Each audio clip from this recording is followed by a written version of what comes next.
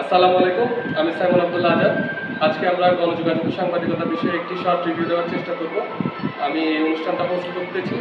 এখন আমাদের সাথে আছে হচ্ছে গণযোগাযোগ সাংবাদিকতা বিভাগে অধ্যয়নরত মোহাম্মদ জামাল হোসেন রাজু, যিনি কুমিল্লা বিশ্ববিদ্যালয় থেকে গণযোগাযোগ সাংবাদিকতা বিষয়ে কোর্সটি সম্পূর্ণ করতে বলছেন। আচ্ছা, আমরা সরাসরি এখন জামাল হোসেন রাজুর কাছে চলে যাবো। জামাল হোসেন রাজু, কেমন আছেন আপনি? জি আলহামদুলিল্লাহ ভালো। আপনি কেমন আছেন? আমি ভালো আছি আলহামদুলিল্লাহ। আজকে আমরা আপনার কাছ থেকে কিছু তথ্য জানার চেষ্টা করব। যারা গণযোগাযোগ সাংবাদিকতা বিষয়ে পড়তে আগ্রহী তাদেরকে যাতে আপনার এই তথ্যগুলো দিয়ে যাতে আমরা একটু সাহায্য করতে পারি। আচ্ছা, আপনার কাছে আমার প্রথম প্রশ্ন হচ্ছে, জার্নালিজম সাবজেক্টের সম্পর্কে কিছু বলবেন কি আপনি? জি অবশ্যই, যেহেতু জার্নালিজম সাবজেক্ট সম্পর্কে আমি রিভিউ দিচ্ছি তাই এই সম্বন্ধে তো অবশ্যই বলতে হবে। তো জার্নালিজম সাবজেক্ট সম্পর্কে আমি যেটা প্রথমে বলবো সেটা হচ্ছে এটা একটা স্মার্ট সাবজেক্ট। অবশ্যই। আর এই স্মার্ট শব্দটা কিন্তু সব সাবজেক্টের সাথে যুক্ত করা আমি মনে করি যায় না, কিছু কিছু সাবজেক্টের সাথে যায়। আর তার মধ্যে জার্নালিজম একটা, যেহেতু এটা একটা ইন্টারন্যাশনাল সাবজেক্ট। আপনি এটার উপরে মনে করেন দেশে বিদেশে মাস্টার্স পিএইচডি যেমন নিতে পারবেন, তেমনি আপনি দেশেও কিন্তু কিছু না কিছু করতে পারবেন। আর এই সাবজেক্টটা আপনাকে একজন স্মার্ট মানুষ হিসেবে গড়ে তুলবে। অবশ্যই এই সাবজেক্টের প্রতি আমরা অতি বৈশিষ্ট্য তরুণদের একটা আগ্রহ দেখতে পাই। কারণ এইখানে পড়ে আসলে সাংবাদিকতা বিষয়ে পড়াশোনা করে যে কেউ সাংবাদিক হয়ে যাবে আসলে এটা কিন্তু একটা ভুল ধারণা। আমাদের ভিতরে এই ধারণাটা এখন সচরাচর, যে আমাদের ফ্যামিলি মেম্বাররা যখন শুনে যে একটা ছেলে গণযোগাযোগ সাংবাদিকতা বিষয়ে পড়ে, তখন তারা ধারণা করে আর কি যে আসলে এটা পড়ে হয়তো সাংবাদিক হয়ে যাবে, কিন্তু আসলে বিষয়টা এমন না। তবে এটা আমার সত্য যে যদি কেউ সাংবাদিকতা করতে চায় তাহলে কিন্তু তার জন্য একটা সুন্দর প্লেস, যেমন একটা পাবলিক বিশ্ববিদ্যালয় বা যে কোনো বিশ্ববিদ্যালয় যদি গণযোগাযোগ সাংবাদিকতা বিষয় চালু করে, তখন ওইখানে বিভিন্ন ধরনের ইয়ে রাখে আর কি, ওই যে বিভিন্ন ক্লাব, যেমন আমাদের ক্লাব আছে এমসিজি পডকাস্ট, তারপরে কমিউনিকেশন ক্লাব, তারপরে আছে নিউজ চ্যানেল থাকে, তারপরে এমসিজি নিউজ। আসলে এই জায়গাগুলোতে প্ল্যাটফর্মগুলোতে কাজ করার মাধ্যমে হয়তো তারা নিজের দক্ষতা বৃদ্ধি করতে পারে। এখান থেকে আমাদেরকে প্র্যাকটিক্যাল শেখায়। কারণ অন্যান্য সাবজেক্ট আমরা যেরকম দেখি যে বাংলাদেশের যে সাবজেক্টগুলো আছে বেশিরভাগই মুখস্থ বিদ্যাগুলো আমরা পড়াশোনা করি, বই ভিত্তিক হয়ে থাকে। হ্যাঁ, বই ভিত্তিক হয়ে থাকে। আলটিমেট তারা জীবনে কিছুই করতে পারে না এমনও দেখা যায়। আবার সফলতাও আছে নাই যেমন, কিন্তু এটা অনেকটা আমরা বলতে পারি যে বাইরের দেশে যেরকম পড়ালেখা করে, পড়ালেখার পাশাপাশি প্র্যাকটিক্যাল কাজটা করে, ঠিক সেমভাবে জিনিসটা এখানে প্র্যাকটিক্যাল করা শুরু করে। জার্নালিজম বিষয়ে এই জিনিসটা আছে যে আপনি প্র্যাকটিক্যাল নলেজ অর্জন করতে পারবেন। এখান থেকে আপনাকে শেখাবে যে কীভাবে জার্নালিজম করতে হয়, সাংবাদিকতা করতে হয়, সাংবাদিকতার কোন সেক্টরে কীভাবে কাজ করতে হয়, সব কিছু। আর যারা জার্নালিজম করতে আগ্রহী না তাদের জন্যও কিন্তু সাবজেক্টটা, অনেকে মনে করে যে যারা আমি তো জার্নালিজম করবো আমি এই সাবজেক্টে কেন করবো, কিন্তু আসলে কথাটা ঠিক না। কারণ জার্নালিজমে পড়ে সাংবাদিকতা হওয়া যায় এটা কিন্তু আসলে বলতে পারবো না। কারণ এখানে পড়ে আপনি বিসিএস এর প্রস্তুতি নিতে পারবেন, তারপরে আপনি বিভিন্ন এনজিও আছে, এনজিওর জব সেক্টরগুলো আছে, তাছাড়া পাবলিক রিলেশন অফিসার, এমন আরও 40 থেকে 50টা আপনার ইয়ে আছে আর কি, সেক্টর আছে। যেমন আপনার প্রথমে যদি আমরা জার্নালিজমের ক্যাটাগরিতে ভাগ করি তাহলে দুটা ক্যাটাগরিতে ভাগ করবো। একটা হচ্ছে প্রিন্টিং নিউজ, যেটা হচ্ছে এই যে নিউজ পেপার, আর আরেকটা হচ্ছে মিডিয়া, যেমন ইলেকট্রনিক মিডিয়া, যেটা সামনে এখন আমরাই বলবো। এখন আমরা একটা ইলেকট্রনিক মিডিয়া ভিত্তিক প্রবণতাটা দেখতে পাচ্ছি মানুষের মধ্যে। এখন অনেকে মনে করে যে সাংবাদিকতা বিষয়ে পড়বে, সাংবাদিক হবে, মাঠে ঘাটে হাটে শুধু দৌড়াবে ক্যামেরা নিয়ে, এই করবে সেই করবে। আসলে এমন কিছু না। আপনি ইচ্ছা করলে প্রিন্টিং মিডিয়াও ঢুকতে পারেন, ইচ্ছা করলে ইলেকট্রনিক মিডিয়াও ঢুকতে পারেন, ভিডিওগ্রাফি করতে পারেন, তারপর বিভিন্ন শর্ট নিতে পারেন, তারপর নিউজ করতে পারেন। কিন্তু আপনি যদি মিডিয়ার সামনে না আসতে চান তাহলে তো সমস্যা নেই, কারণ আপনার জন্য ইলেকট্রনিক মিডিয়া আছে। আর তাছাড়া এই যে ইলেকট্রনিক যে মিডিয়া, এটার ভিতরে আবার অনেক ভাগ আছে। আপনি ক্যামেরাম্যান হতে পারেন, তারপরে আপনি এই যে মিডিয়া হাউসে কাজ করতে পারেন, বিভিন্ন নিউজ চ্যানেলের যে হাউসগুলো আছে এগুলোতে কাজ করতে পারেন, সমস্যা নেই।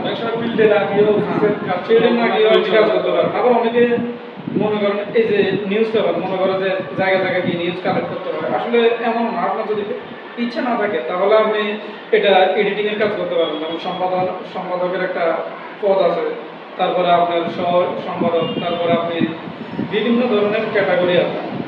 তাই আপনি একদিকে বিবেচনা করলে হবে। আপনার সাথে আমি আরেকটা বিষয় যুক্ত করতে চাই। আজকাল আমাদের একটা কম্বাইন্ড একটা সিস্টেম এসে গেছে যে আমি শুধু লেখা দিক দিয়ে পারদর্শী হলে বা শুধু ভিডিওগ্রাফি দিক দিয়ে পারদর্শী হলে চলবে না। এখন মোটামুটি একটু সব কিছু ক্ষেত্রে একটা রাফ আইডিয়া নিতে হয় যে ওই সেক্টরটাতে যে প্রতিযোগিতার দিক দিয়ে যাতে এগিয়ে থাকতে পারে, ওই জন্য ওই মানুষটা ব্যক্তিটা সব দিক থেকে একটা মোটামুটি দক্ষতা অর্জন করবে এই সেক্টরে। হ্যাঁ, আমি মনে করি এই সাবজেক্টে পড়লে আপনি একজন স্মার্ট মানুষ হিসেবে গড়ে উঠবেন। কারণ এখানে আপনাকে যে প্র্যাকটিক্যাল নলেজগুলো দেবে, যেমন ভিডিওগ্রাফি করবেন, ফটোগ্রাফি করবেন, তাছাড়া এগুলো আপনার ইচ্ছা না হলে আপনি ফ্রি টাইম পাবেন, অনেক ফ্রি সময় পাবেন, যে ফ্রি সময়টাকে আপনি কাজে লাগাতে পারেন। যেমন যদি আপনাকে বলি, আমাদের এখানে কিন্তু পড়াশোনার চাপ অনেক কম, আর যতটুকু আছে ততটুকু আমাদের মুখস্থ কিছু না, প্র্যাকটিক্যাল। এই কারণে জিনিসটা ভালো যে আপনি এখান থেকে যে হিউজ টাইমটা পাবেন, এটা আপনি ইচ্ছা করলে ফ্রিল্যান্সিং শিখতে পারেন। এই জিনিসটা এখন খুবই প্রয়োজন মতো দক্ষতাটা বাড়িয়ে নিতে পারবে। আপনি ইচ্ছা মতো আপনার স্কিল বাড়াতে পারবেন। বর্তমানে কিন্তু স্কিলের যুগ। আপনারা যে সরকারি চাকরি করবে, সরকারি চাকরি করে মানুষ জীবনে সফল হবে এমন কিছু না। আসলে সরকারি চাকরি করে কি মানুষ সফল হয়? কতজনই হয়। এখন দেখা যায় আপনার সাথে একটা কথা যুক্ত করতে চাই যে এখন নাকি বলা হয় কমিউনিকেশন জব যার যত বেশি তার তত বেশি চান্স থাকে যে কোনো। আচ্ছা, জামাল হোসেন রাজু, আপনার কাছে আমার দ্বিতীয় প্রশ্ন হচ্ছে, প্রতিটা মানুষের জন্য এই সম্পর্কে ধারণা থাকতে হবে বা থাকা উচিত, কি মনে করেন আপনি? আমি মনে করি প্রত্যেকটা মানুষের এই সম্পর্কে ধারণা থাকা উচিত। কারণ এখানে আপনি একজন মানুষের স্ট্রাকচার সম্পর্কে তার ধারণা পাবেন। যেমন একজন মানুষ কী ধরনের চিন্তা করে, কী ধরনের থিঙ্কিং করে, যে এই থিঙ্কিংয়ের উপর আবার অনেক কিছু ডিসিস করে যে আপনি একজন সফল মানুষ হবেন কিনা। কারণ মানুষ নেগেটিভ থিঙ্কিংয়ের কারণে কিন্তু মানুষ কেমন করে উঠতে পারবে। আমাদের মধ্যে সবসময় একটা মানে নিচু অভিনবতা একটা জিনিস নিজেকে আমি কম ও বেশি, এই জিনিসটা হয়তো আপনি বলতে চাচ্ছেন। এই সাবজেক্টটা পড়ে আমি এই কারণে মনে করি যে মানুষ স্মার্ট হতে পারে, কারণ সে সবসময় পজিটিভ থিঙ্কিং, পজিটিভ চিন্তা ভাবনা করে। একটা কনফিডেন্স থাকবে যে প্রফেশনাল। আর এই সাবজেক্টে পড়ে আরও একটা জিনিস আছে যে আপনাকে মানুষ সম্পর্কে অনেক ধারণা দেয়। একটা মানুষ কী ধরনের চিন্তা ভাবনা করে, কী ধরনের থিঙ্কিং করে, এগুলো আমাদের মোটামুটি মানুষের মনস্তাত্ত্বিক ব্যাপারটা বুঝে নেওয়ার একটা উপায় থাকে। যেহেতু আপনি আরেকজনের সাথে আরেকটা মানুষের সাথে ডিল করবেন, এক্ষেত্রে আপনাকে মানে মানুষটার মনটা বুঝান, কোন সময় কথা বলতে হবে, কখন কীভাবে কোন স্টেপটা নেবেন, মানুষটাকে বুঝে এগুলো হয়তো এই সাবজেক্টের মধ্যে শেখানো হচ্ছে জিনিসগুলো, যাতে মানুষ একটা মানুষকে পুরোপুরি বুঝে তারপর আপনি কাজে লাগাতে পারেন। আচ্ছা, আপনার কাছে আমার তৃতীয় প্রশ্ন হচ্ছে, এই সাবজেক্টে সফলতার সম্ভাবনা কেমন? আপনি আমাদেরকে এই বিষয়ে বিশেষ করবেন। এই সাবজেক্টে সফলতার সম্ভাবনা সম্পর্কে যদি আমি কিছুটা বলেছি, তবে এবার পুরোপুরি বলি যে যদি সফলতা দেখেন, সফলতার সাইডটা দেখেন, তাহলে আমি মনে করবো এই সাবজেক্টের পরে সফলতার সম্ভাবনা অনেক বেশি। কারণ বাংলাদেশের একজন বর্তমানে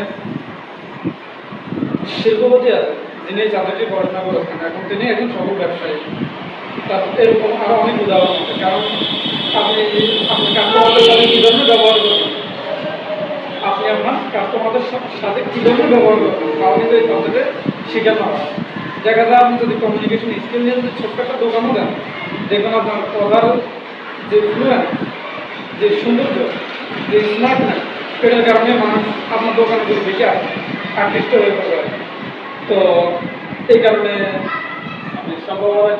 সম্ভাবনা জিনিসটা এখানে অনেক বেশি। কারণ এখানে আপনি কমিউনিকেশন ডেভেলপ করতে পারবেন।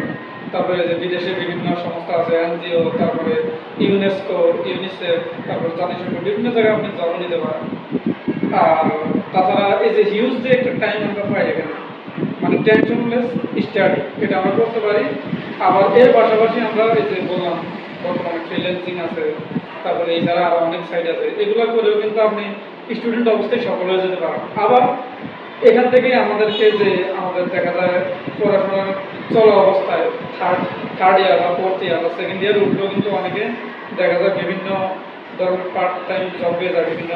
এই ক্ষেত্রে আমি অনেক পত্রিকা এই প্রবণতাটা দেখতে পেয়েছি যে মানুষ আস্তে আস্তে এই সাবজেক্টে যারা করে তারা এখন ওই সময়টাতে গিয়ে তারা কোনো রকম পত্রিকাতে যুক্ত আছে। আমি মোটামুটি আপনি বলতে চাচ্ছেন সীমাবদ্ধ কোনো ক্ষেত্রে না, সম্ভাবনা প্রচুর এখানে আপনি সাংবাদিকতা করতে চাইলে করতে পারেন, আপনি প্রাইভেট জব করলে করতে পারেন, আপনি এনজিও করতে পারতেছেন, আপনি আবার নিজে যদি স্বইচ্ছায় কোনো একটা ভিডিওগ্রাফি করতে পারছেন, নিজের পেজ বা ইউটিউব চ্যানেল, এক্ষেত্রে আপনার দক্ষতাটা বাড়তে সাহায্য করে, মানে প্রচুর সম্ভাবনা রয়েছে অবভিয়াসলি। আচ্ছা, চাকরির ক্ষেত্রে সম্ভাবনা তো অনেকটা আমাদের চলে আসছে, আপনি কিছু অ্যাড করতে চান এক্ষেত্রে?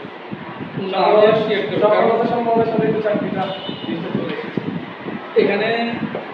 এই যে আপনাকে যে জিনিসগুলো বললাম যে ছাত্র অবস্থায় কিন্তু আমরা বিভিন্ন ধরনের কাজে ইনভলভ হয়ে যেতে পারছি, আর এটাই কিন্তু আমাদের আবার চাকরির জীবনে সফলতা নেই। যেমন চাকরির জীবনে কিন্তু এখন বর্তমানে হচ্ছে রেজাল্ট, তারপরে আপনার এই জিনিসগুলো আর কি, যে রেজাল্টের উপরে এখন কোনো কিছু ডিপেন্ড করে।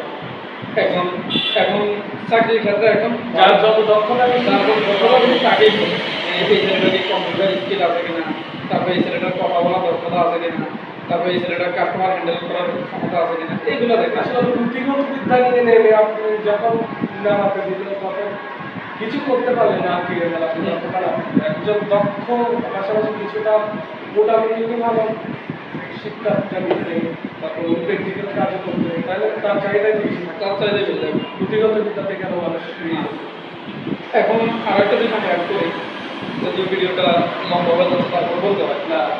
এই যে ঢাকা বিশ্ববিদ্যালয়, চট্টগ্রাম বিশ্ববিদ্যালয়, অনেক বিশ্ববিদ্যালয়ে আমার অনেক ফ্রেন্ড আছে যে তারা এখন বলে যে তুই জার্নালিজম নিজের তুই কিন্তু ভালো করছিস, আর তোর ভিতরে এখন ক্রিয়েটিভিটি যেগুলো ছিল এগুলো আরও শার্প হচ্ছে, দিন দিন ডেভেলপ হচ্ছে, তুই নিজের মতো চলতে পারতাম। কিন্তু আমরা যে ল নিলাম পুরা মুখস্থের উপর চলতে আছে, যে ম্যারেজ তারগুলো পড়াশোনা করছে, তারপরে ইংরেজিতে যে আছে সেও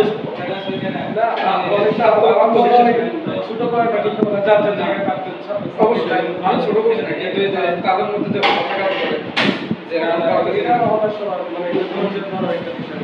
তারপরে অর্থনীতিতে দেখবে আমি ভালো ভালো কাজ দিতে পারি, তাদের অবস্থায় সুবিধা না কতটা আমাদের জন্য সাপোর্ট পেয়ে যাবে। মানে একটা ফ্রি ফিল করা, মানে একটা প্রেশার থাকে বলতে গেলে, হ্যাঁ ওই সাবজেক্টে যারা বলে তারা একটা বড় প্রেশার থাকে, এই ক্ষেত্রে আপনারা অনেকটা বলতে যাচ্ছেন মানে প্র্যাকটিক্যাল কাজে করতে পারতেছেন, পাশাপাশি মানে আপনাদের টপিক করাটা একটু অত বেশি না, প্রেশার করবে না আর কি, প্রেশার ক্রিয়েট করা। আচ্ছা, আপনার কাছে আমার একটু সর্বশেষ প্রশ্ন হচ্ছে, সাবজেক্টটা পড়ে কি আপনি মানসিক প্রশান্তি পাচ্ছেন? অবশ্যই এত কথা বলে পরে এখন এটা বলে লাগে না, কারণ এখানে পড়ে যে কোনো কিছু যে কোনো মানসিক শান্তি পাবে। যেমন কিছুদিন আগে যে আমাদের মিডিয়ার রিকি আছে, উনিও কিন্তু একটা রিভিউ দিয়েছিল, এই যে উনি যে জিনিসগুলো বলছে আসলে ওগুলো যদি মানে ঠাট্টার মাধ্যমে নিছে, কিন্তু আসলে ওগুলো কিন্তু মিশা কথা না। আপনি এখানে আপনি ডিরেকশন দিতে পারছেন, তারপরে এখানে পড়ে আপনি একজন ভালো প্রডিউসার হতে পারছেন, একজন ভালো সাংবাদিক হতে পারছেন, একজন ভালো এডিটর হতে পারছেন, সম্পাদক হতে পারছেন, অনেক কিছু আপনি অনেক দিকে সুইচও করতে পারেন। এই কারণে মানসিক অশান্তি থাকে না আমি মনে করি না কোনো কারণ। আপনি ইচ্ছে মতো বন্ধুদের সাথে আড্ডা দেওয়ার টাইমও পাচ্ছেন। ঠিক আছে, আচ্ছা, ধন্যবাদ জামাল হোসেন রাজু, আমরা আপনার মাধ্যমে আজকে অনেক কিছু জানতে পারলাম এই সব বিষয়টা নিয়ে। আশা করি আমাদের দর্শকরাও যথেষ্ট তথ্য পেয়েছেন ওনার কাছ থেকে, আমরা যতটা পেরেছি আপনাদেরকে জানানোর চেষ্টা করেছি। আপনারা যে ধৈর্য সহকারে আমাদের এই ভিডিওটা দেখেছেন তার জন্য আপনাদেরকে অসংখ্য ধন্যবাদ। আপনাদের জন্য যারা এই বিষয়ে পড়তে আসতেছেন তাদের জন্য শুভকামনা রইল। আপনারা অবশ্যই সব কিছু বিবেচনা করে আপনারা এই সাবজেক্টটাতে আসবেন, আপনাদের পছন্দ ভালো লাগা সব কিছু বিবেচনা করে আসবেন আমাদের। তাহলে সবাইকে ধন্যবাদ আবার আমাদের ভিডিওটা